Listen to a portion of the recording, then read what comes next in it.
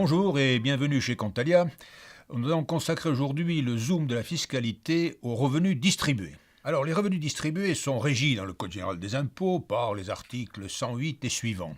Alors, commençons par l'article 108, qui est important en la matière. L'article en question nous dit que le régime des revenus distribués est réservé aux revenus distribués par les sociétés passibles de l'IS, l'impôt sur les sociétés. Et donc, dans les revenus distribués, ainsi, il y a des distributions qu'on qualifie d'officielles, les dividendes par exemple, et puis les distributions officieuses, résultant d'un redressement fiscal et aussi en particulier les avantages occultes. Donc, lorsque ces revenus sont distribués par des sociétés soumises à l'IS, elles sont passibles de ces régimes. En revanche, il n'y a pas de revenus distribués donc pour les sociétés de personnes qui sont à l'IR. Oui, mais il y a un cas intermédiaire. Quid, dans ce cas, des sociétés de personnes qui sont à l'IR, mais dont l'un des actionnaires est une société soumise à l'IS. Donc, voyez la situation. Il y a donc une société de personnes. Par exemple, évidemment, je vais partir d'un exemple concret traité par le Conseil d'État. C'est une SNC, une société en nom collectif, qui est à l'IR, mais qui est détenue pour la quasi-totalité de son capital, 99%, par une société soumise à l'IS. Alors, les faits de cette affaire, qui sont à l'origine de la jurisprudence dont je vous parlerai juste après. Les faits de l'affaire, eh bien donc, il s'agissait de cette SNC qui avait acheté des terrains dans la région parisienne, qui a fait l'aménagement de ces terrains, classique, et puis ensuite, elle a revendu ces terrains. Alors c'est là que l'affaire se corse, si j'ose dire, parce qu'elle revend les terrains d'abord à quelques grandes entreprises, pour un prix qui oscillait aux alentours de 400 à 600 francs à l'époque le mètre carré. Et puis, elle en vend aussi des terrains à une SCI qui était détenue par des particuliers. Et alors là, le prix était 10 fois moins élevé, c'est-à-dire c'était de l'ordre de 50 francs le mètre carré. C'était donc une situation bizarre, avouez-le, n'est-ce pas? Elle vend avec certains terrains 600, d'autres 50. Ça paraissait bizarre. L'administration, bien sûr, s'est penchée sur cette question. Et l'administration a donc considéré qu'il y avait là un avantage occulte en faveur de ces bénéficiaires qui en avaient vendu le terrain pour 50 francs uniquement le mètre carré. Donc un avantage occulte, oui, d'accord. Sauf que, comme je vous l'ai dit précédemment, les avantages occultes, ça relève des revenus distribués, c'est-à-dire c'est l'article 111 petit c du Code général des impôts. Or, je vous l'ai dit, les revenus distribués sont réservés aux sociétés qui sont soumises à l'IS. Or là, l'avantage occulte avait été donc consenti par cette SNC, qui n'était pas soumise à l'IS, mais elle avait pour associé essentiel une société soumise à l'IS. Et donc, il s'ensuit la solution du Conseil d'État. Alors, cette solution, précisément, eh bien, il faut faire un tout petit détour. Rappelons-nous, les sociétés à l'IR, la SNC en l'occurrence, sont dites semi-transparentes, vous savez.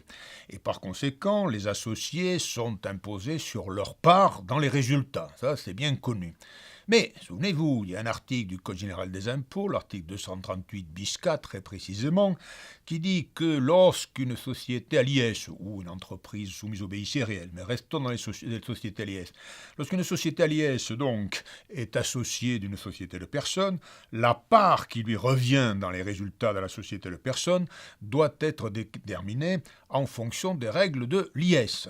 Oui, entendons-nous bien, la société de personnes n'est pas à l'IS, puisqu'elle est donc à l'IR, mais pour calculer la part qui revient à la société à l'IS, là, il faut calculer en fonction des règles de l'IS. C'est cet article 238 bis K qui nous le dit.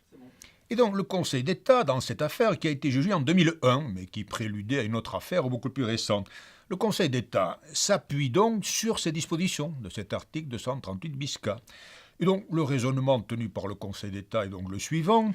Bon, puisque la part qui revient à cette société à l'IS est déterminée en fonction des règles de l'IS, l'on va considérer que, au prorata de cette part, les avantages que la société de personnes a pu consentir peuvent relever du régime des revenus distribués, et en particulier des avantages occultes. Conclusion dans l'affaire que je vous ai exposée il y a quelques instants. dont l'avantage occulte qui avait été consenti à ces particuliers, résultant du prix très bas du terrain, il avait été consenti par la SNC. Mais, comme je vous l'ai dit, cette SNC avait pour principal associé à 99% une société soumise à l'IS. Conclusion, à concurrence de ces 99%, on pouvait considérer qu'ils avaient bénéficié d'un avantage occulte et donc ils ont pu être imposés sur cet avantage occulte. C'était une avancée jurisprudentielle capitale en 2001. Vous avez compris quand même que l'effet de l'affaire était quand même un peu particulier et évidemment incitait le Conseil d'État à se montrer sur ce point un tout petit peu audacieux. Mais tout récemment, le Conseil d'État a confirmé et amplifié en quelque sorte cette jurisprudence de 2001 en l'appliquant à des sociétés qui peuvent être des sociétés étrangères. Or, les faits de l'affaire, je les résume en quelques mots. Il s'agissait d'une société luxembourgeoise soumise à l'IS qui était associée d'une SCI française, n'est-ce pas, qui, elle, était soumise à l'IR. On trouvait donc un système un peu similaire à celui qu'on avait. Alors, la société luxembourgeoise, dans ce cas, puisqu'elle était associée d'une société de personnes, était donc imposable en France sur la quote-part du résultat qui lui revenait, puisque la convention franco-luxembourgeoise, en l'occurrence, ne s'y oppose pas. Alors, que s'était-il passé? La SCI, dont la société en question était, je vous l'ai dit, l'associée, la SCI possédait un gros domaine en Normandie, et ce gros domaine en Normandie l'avait mis à la disposition gratuitement de tiers. C'est-à-dire qu'elle n'avait pas loué le manoir en question, c'était un manoir en grand domaine, mais elle l'avait mis à disposition gratuitement. Et donc, là encore, on pouvait considérer, l'administration fiscale l'estimait, que c'était un avantage occulte qui leur avait été consenti à ces tiers en question. Et le Conseil d'État donne raison à l'administration fiscale, en s'appuyant sur le même raisonnement que celui qu'on a vu tout à l'heure à propos de l'arrêt de 2001. La société luxembourgeoise était donc à l'IS, par conséquent, sa part dans les résultats de la SCI devait être déterminée en fonction des règles de l'IS, article 238 bis K, là encore, et par conséquent, l'avantage occulte qui a été consenti à ces particuliers du fait de la mise à disposition gratuite pouvait être imposable en application des règles sur les revenus distribués, en l'occurrence l'article 111 petit c du Code général des impôts.